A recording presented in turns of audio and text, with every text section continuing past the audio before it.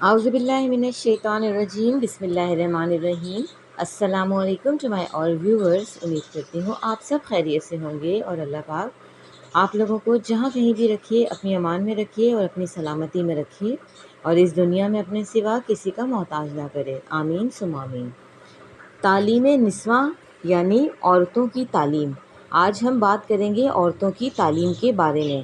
جیسا کہ ہم سب جانتے ہیں اور ارشاد نبی صلی اللہ علیہ وآلہ وسلم ہے کہ علم حاصل کرنا ہر مسلمان مرد اور عورت پر فرض ہے۔ تو شروع کرتے ہیں اپنا عنوان۔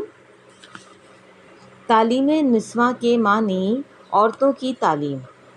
عورتوں کے لیے بھی تعلیم کا حاصل کرنا اتنا ہی ضروری ہے جتنا کہ مردوں کے لیے۔ تعلیم ایک ایسا زیور ہے جو مردوں اور عورتوں سب کے لیے یکساں طور پر ضروری ہے۔ یہ وہ نعمت ہے جو صرف ایک جنس تک محدود نہیں کی جا سکتی۔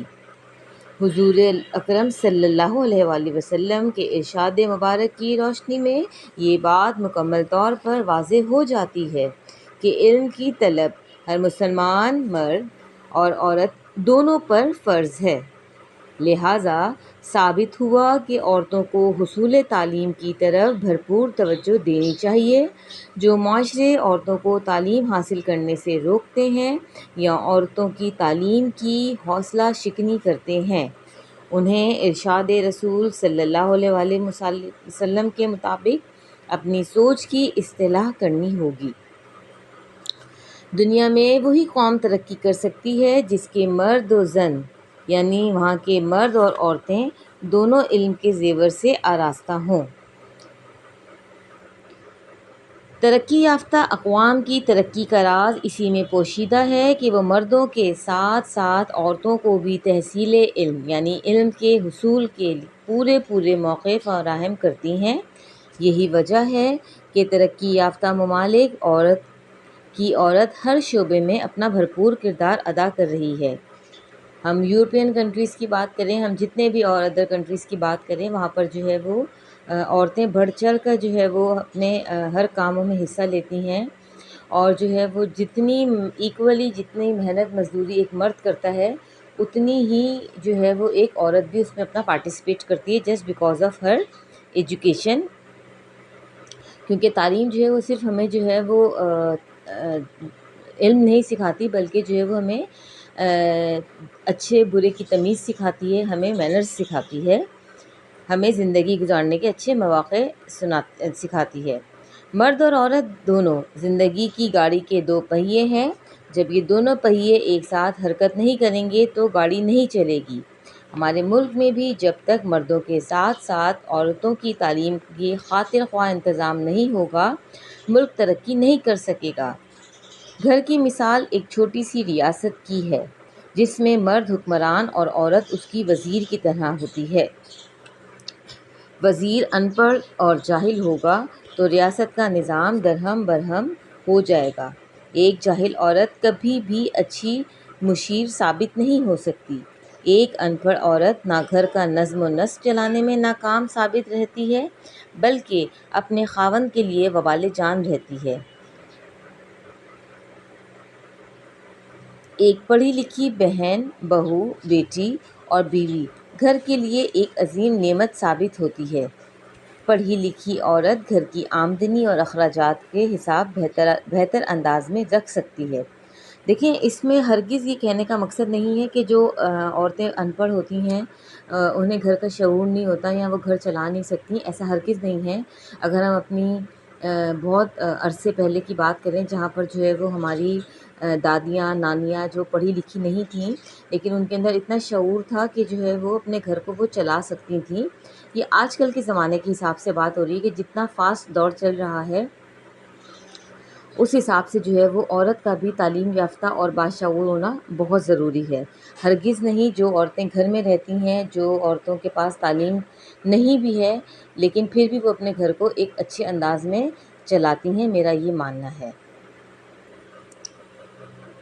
جس قوم کو اچھی مائیں میسر آ جاتی ہیں وہ جلد ترقی کے منازل طے کر لیتی ہیں اور قومیں ایسی ماؤں پر فخر کرتی ہیں۔ تعلیم یافتہ مائیں ہی قوم کے لیے ایسے نونہال اور نوجوان تیار کرتی ہیں جو صحیح معنوں میں ملک و ملت کے محافظ ہوتے ہیں۔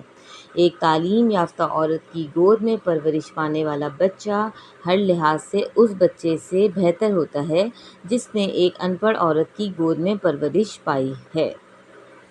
دنیا کے بدلتے ہوئے تقاضوں کا مقابلہ کرنے کے لیے ضروری ہے کہ ہم عورتوں کو مذہبی تعلیم کے ساتھ ساتھ جدید تعلیم سے بھی روشناس کرائیں۔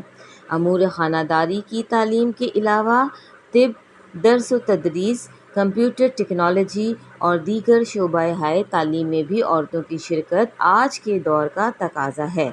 اگر ہماری عورتیں امور خانہ داری کے علاوہ ملازمتیں کرتیں یا دوسرے صحت مند پیشے اختیار کریں جہاں سے گھر کے اخراجات کے لیے آمدنی بھی میسر آ سکے تو یہ قوم کی بہت بڑی خدمت ہوگی۔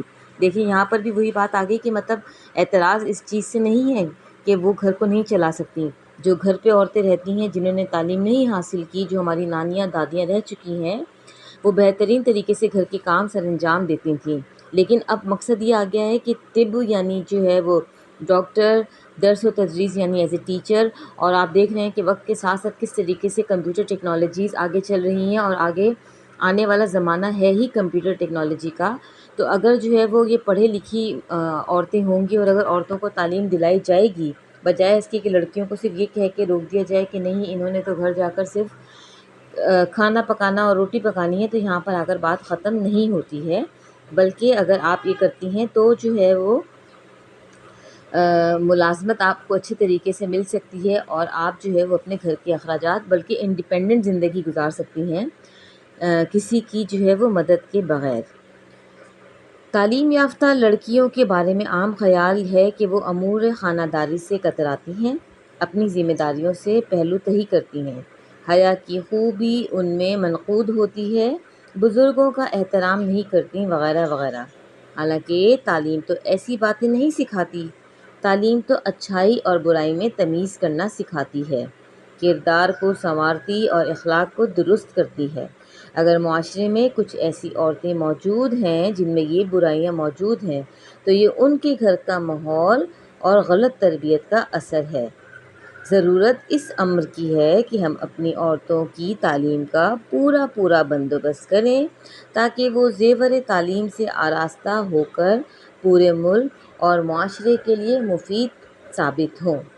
تو آج کی ویڈیو میں صرف اور صرف یہ بات بتانے کا مقصد تھا کہ جو چھوٹے چھوٹے طبقے اور گاؤں کے کچھ ایسے ابھی بھی بہت سے گاؤں ہیں جو لڑکیوں کی تعلیم پر اعتراض کرتے ہیں، انہیں اعلیٰ تعلیم یافتہ بنانے سے کتراتے ہیں، تو ان کے لیے یہ ایک میسیج ہے کہ جو ہے وہ عورتوں کی تعلیم بھی اتنی ہی ضروری ہے جتنی کہ ایک مرد کی۔